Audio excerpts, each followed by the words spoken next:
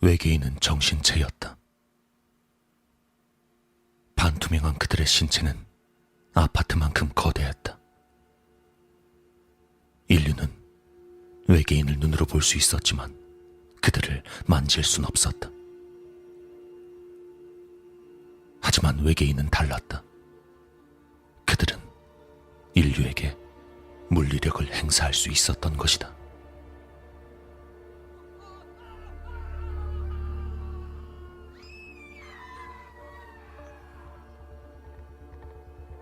외계인의 불투명한 거대한 손이 바닥을 쓸며 사람들을 한 움큼 움켜쥐었다.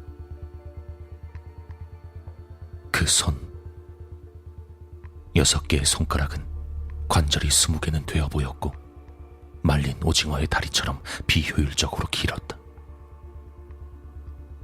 그 손은 마치 콩나물 시루에서 콩나물 줄기 한 뭉치를 잡아 빼어진 듯 사람 한 뭉치를 세워들었다.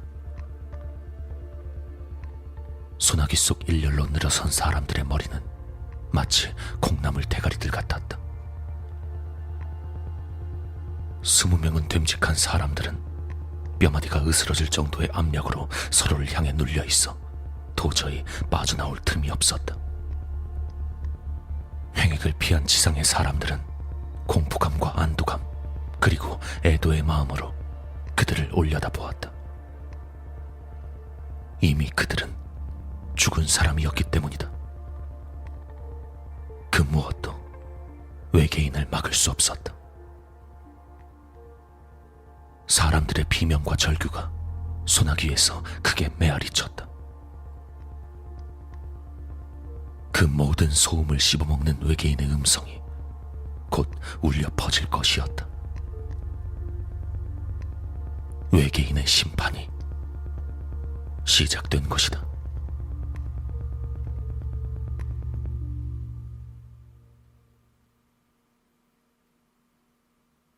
외계인은 나머지 손에 가늘고 긴 손가락으로 20여 명의 사람들 중 한 명의 머리를 꼭 집었다. 그리고 위로. 부르시마.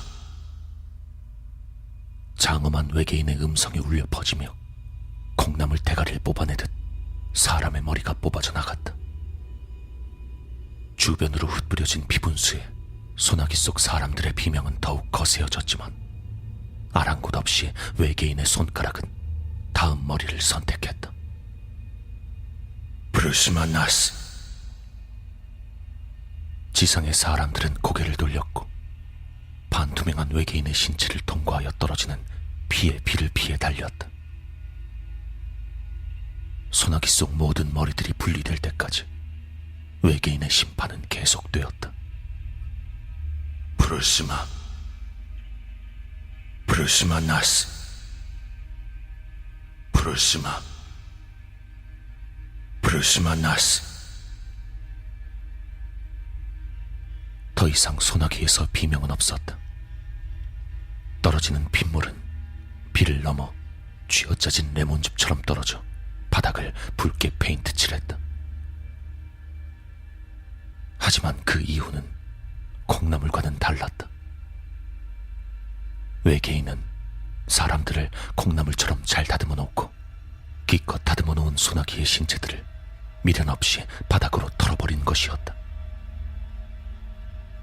그리고 외계인은 나타날 때와 똑같이 공기 중으로 사라져버렸다. 마치 처음부터 존재하지 않았던 것처럼. 외계인의 등장은 그야말로 어느 날 갑자기였다. 어느 날 갑자기 외계인은 나타났고 사람들의 놀람이 가시기도 전에 그곳을 지옥으로 만들었던 것이다. 외계인의 등장이 일회성이 아니었다는 걸 깨달았을 때 인류는 저항했다. 하지만 외계인에게 인류가 저항할 방법은 없었다. 그들은 정신체였던 것이다. 불공평하게도 인류는 그들에게 물리력을 행사할 수가 없었다. 총칼도 통하지 않았고 열이나 음파, 심지어 퇴마나 주술 같은 초자연적인 공격마저 시도했지만 그 어떤 성과도 볼 수 없었다. 끝내 사람들은 그들 외계인을 하나의 자연재해로 받아들였다. 가혹하고 끔찍하고 방비할 수 없지만 외계인은 불규칙적이었다. 일주일에 한 번 등장할 때도 있었고 하루에 10곳에서 동시에 등장할 때도 있었다. 지하도 안전하지 않았고 하늘 위 비행기도 안전하지 않았다. 어디든 어느 곳이든 그들은 공기 중으로 갑자기 나타났으며 심판을 끝내면 나타날 때처럼 공기 중으로 사라져버렸다. 그래도 인류는 그들의 규칙을 파악하기 위해 최선을 다했고 가장 중요한 그들의 습성을 파악했다. 그들은 항상 사람들이 모여있는 곳에만 등장하고 있었다. 대형 마트, 콘서트장, 스포츠 경기장, 영화관, 시위 현장, 학교 등. 그 사실이 알려지면서 인류의 생활은 재편되었다. 모이는 행위를 극도로 피하게 된 것이다. 스포츠, 콘서트와 같은 모든 문화 공연은 사라졌고 대형 마트나 관광지 같은 곳도 점점 사라져갔다. 큰 군대가 사라지고 큰 전쟁도 사라졌다. 대형 공장과 빌딩형 대기업들도 사라졌다. 모든 학교 역시 사라졌으며 대부분 수도권에 집중되어 있던 인구 밀도도 전국적으로 고르게 퍼져갔다. 인류는 극도로 점조직화되고 있었다. 어떤 의미로 인류는 지구를 넓고 고르게 쓰기 시작한 것이었다. 그래서 외계인을 추종하는 종교도 생겼다. 외계인의 행동에 심판이라는 이름이 붙은 이유였다. 외계인으로 인해 지구를 좀먹던 인간들이 자연 친화적으로 변해 지구와의 공존을 시작하게 되었다는 주장이었다. 그리고 사람들이 외계인에게 가장 궁금해했던 질문에 대해 그들 종교는 이렇게 주장했다. 그분들의 푸르스마 나스는 이 죄의 무게를 뜻합니다. 저희 종교는 그분들께 심판받은 사람들을 연구했습니다. 푸르스마에 죽은 사람들이 푸르스마 나스에 죽은 사람들보다 죄를 지은 범죄자들이 많았습니다. 푸르스마로 죽은 사람들은 지옥에, 푸르스마 나스로 죽은 사람들은 천국으로 갈 것입니다.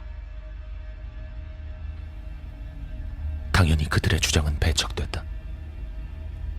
유가족들부터가 그들을 격하게 증오했던 것이다. 하지만 모든 사람들이 궁금해하긴 했다. 도대체 푸르스마 나스는 무엇일까? 오직 그것만이 외계인이 인류에게 전하는 유일한 메시지였다. 푸르스마 나스에 대해 수많은 추측과 억측, 연구와 논문들이 쏟아졌다.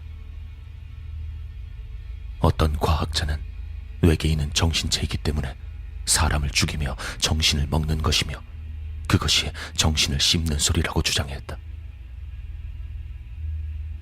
과학자, 철학자, 종교인, 서로의 주장들을 내세우며 푸르스마 나스에 대해 끊임없이 궁금해했다. 그리고 언제나 그렇듯이 사람이 가진 호기심의 힘은 강력했다. 10년이 지나고 20년이 지나고 30년이 지나고 철학자, 종교인, 과학자들이 힘을 합쳐 드디어 소리를 번역하는 기계를 발명했던 것이다. 소리가 담고 있는 본질, 목적, 파동, 그 자체를 번역하는 기계였다. 언어가 다른 사람들의 소리는 물론 동물들의 소리조차도 모두 완벽하게 번역이 되었다. 다만 그것은 녹음된 소리론 작동이 되지 않았다. 실제 현장의 음성만을 번역할 수 있었던 것이다. 곧 전 세계에서 순교자들이 스스로 지원했다. 30년 동안 품어온 인류 최고의 궁금증을 해소하기 위해서였다.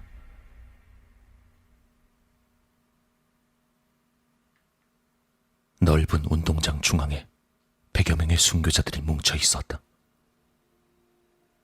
지난 30년간 인류가 품어온 궁금증을 해소할 그날이 온 것이었다. 그리고 그 장면은 전 세계로 생중계되고 있었다. 전 세계인이 주목하는 가운데 몇 시간 만에 드디어 외계인이 공기 중에서 나타났다. 순교자들은 눈을 질끈 감았고 곧 외계인은 손을 크게 휘둘러 순교자들을 한 움큼 집어들었다. 어쩔 수 없는 비명과 절규가 쏟아졌지만 눈을 돌리는 사람은 없었다. 현장의 사람들도, 안방에서 TV를 보고 있는 사람들도, 세계의 모든 사람들이 똑똑히 상황을 직시했다. 그리고 외계인의 손가락이 첫 번째 순교자의 머리를 집었다. 부르시마.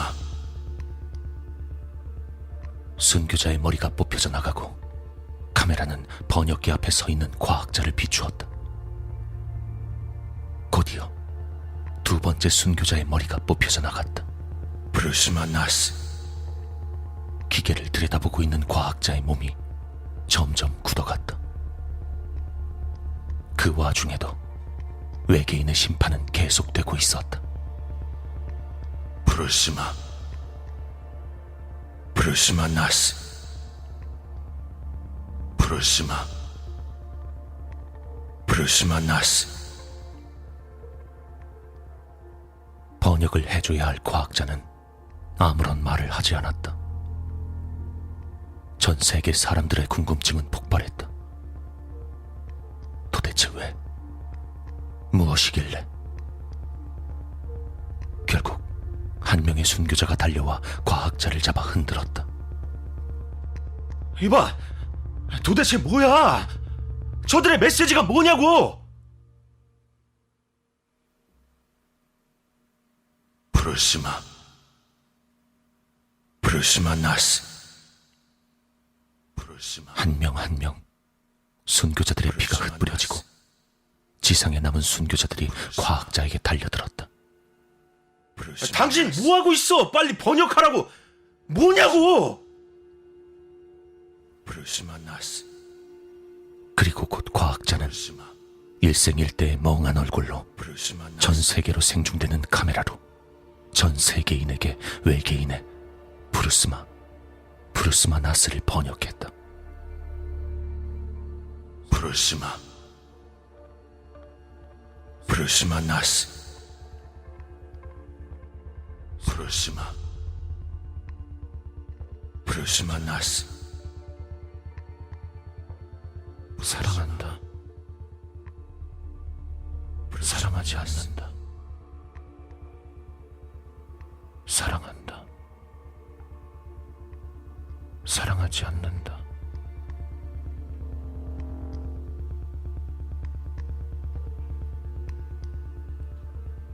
인류는 침묵했다. 꺾여버린 줄기처럼.